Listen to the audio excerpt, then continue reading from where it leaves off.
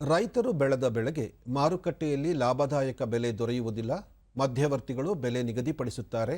ರೈತರ ಈ ಸಮಸ್ಯೆಗೆ ಪರಿಹಾರವಾಗಿ ಕೇಂದ್ರ ಸರ್ಕಾರ ರೈತ ಉತ್ಪಾದಕ ಕಂಪನಿಗಳನ್ನು ಆರಂಭಿಸಲು ಪ್ರೋತ್ಸಾಹ ನೀಡುತ್ತಿದೆ. ಈ ಹಿನ್ನೆಲೆಯಲ್ಲಿ ಕೋಲಾರ ಜಿಲ್ಲೆಯ ಶ್ರೀನಿವಾಸಪುರ ತಾಲೂಕಿನ ಲಕ್ಷ್ಮೀಸಾಗರ ತೋಟಗಾರಿಕಾ ಕಂಪನಿ ಯಶಸ್ವಿಯಾಗಿ ಮಾವು ವಹಿವಾಟು ನಡೆಸಿದೆ.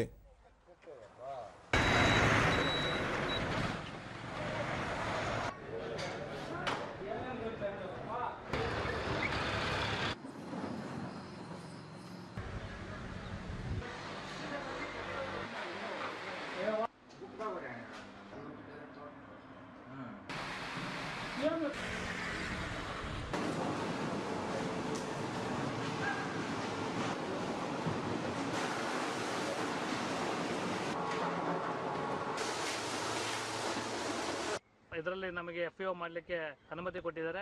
ಡಿಡಿ ನ್ಯೂಸ್ನೊಂದಿಗೆ ಮಾತನಾಡಿದ ಲಕ್ಷ್ಮೀಸಾಗರ ತೋಟಗಾರಿಕಾ ಉತ್ಪಾದಕರ ಸಂಘದ ಅಧ್ಯಕ್ಷ ಶ್ರೀನಿವಾಸ್ ಗೌಡ, ಕಂಪನಿ 2022ರಿಂದ ಮಾವು ಮತ್ತು ಪರಿಕರಗಳ ಮಾರಾಟದ ಮೂಲಕ 1.5 ಕೋಟಿ ರೂಪಾಯಿ ವಹಿವಾಟು ನಡೆಸಿದೆ.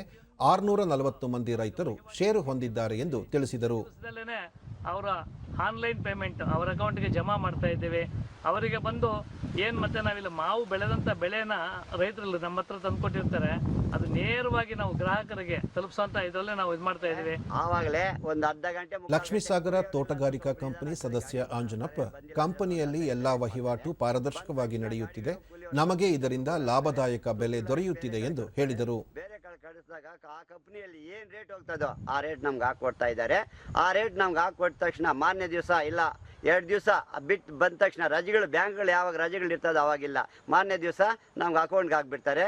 ಅದರಿಂದ ನನಗೆ ಇಲ್ಲಿ ಭಾಳ ಅನುಕೂಲ ಆಯಿತು, ಭಾಳ ಲಾಭ ಬಂತು. ಇಲ್ಲಿ ಚೆನ್ನಾಗಿದೆ, ನನಗೆ ವಹಿವಾಟು ನಡೀತಿ ಇಲ್ಲಿ. ಮತ್ತೆ ರಸಗೊಬ್ಬರ ಕಂಪನಿಯ ಮತ್ತೊಬ್ಬ ಸದಸ್ಯ ಹನುಮೇಗೌಡ, ಮಾವಿನ ತೋಟಗಳ ನಿರ್ವಹಣೆಯ ಬಗ್ಗೆ ಕಂಪನಿ ಮಾಹಿತಿ ಒದಗಿಸುತ್ತಿದೆ. ಇದರಿಂದಾಗಿ ನಿರ್ವಹಣಾ ವೆಚ್ಚ ಕಡಿಮೆಯಾಗಿ ಉತ್ಪಾದನೆ ಹೆಚ್ಚಿದೆ ಎಂದು ತಿಳಿಸಿದರು. ನಮ್ಮ ಲಕ್ಷ್ಮೀಸಾಗರ ರೈತ ಉತ್ಪಾದಕ ಕಂಪನಿಯಲ್ಲಿ ಯಾವ ರೀತಿ ಪೋಷಣೆ ಮಾಡಬೇಕು ಅಂತ ತಿಳಿಸಿಕೊಟ್ಟದಿಂದ ನಿರ್ವಹಣಾ ವೆಚ್ಚ ತುಂಬ ನಮಗೆ ಕಡಿಮೆ ಆಗಿದ್ದು ಮೊದಲಿಗಿಂತಲೂ, ಮತ್ತೆ ಫಸಲು ಉತ್ಪಾದನೆಯಲ್ಲೂ ಸಹ ತುಂಬ ಜಾಸ್ತಿ ಆಗಿದೆ.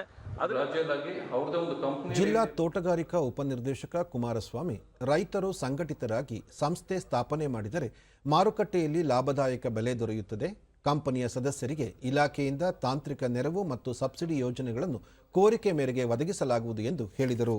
ನಾವು ತರಬೇತಿ ನೀಡೋದಕ್ಕೆ ಒಂದು ಅನುಕೂಲ ಆಗ್ತಿದೆ. ಯಾಕೆಂದ್ರೆ ಸಬ್ಸಿಡಿ ಸಹಾಯಧನ ಕೊಡ್ತೀವಿ, ಎಫ್ಎಸ್ಗೆ ಒಂದು ಪ್ರಯಾರಿಟಿ ಬೇಸಿಸ್ ಅಲ್ಲಿ ಕೊಡಿ ಅಂತ ಹೇಳ್ತಾರೆ. ಸೊ ರೈತರ ಒಂದು ಸಂಘಟನೆ ಇದೆ, ಅದು ಮುಂದೆ ಚೆನ್ನಾಗಿ ಬೆಳ್ಕೊಂಡು ಹೋಗೋದಕ್ಕೆ ಅದಕ್ಕೆ ಸಬ್ಸಿಡಿ ಕೊಡುವಂತ ಕೂಡ ಹೇಳ್ತಿದ್ದಾರೆ.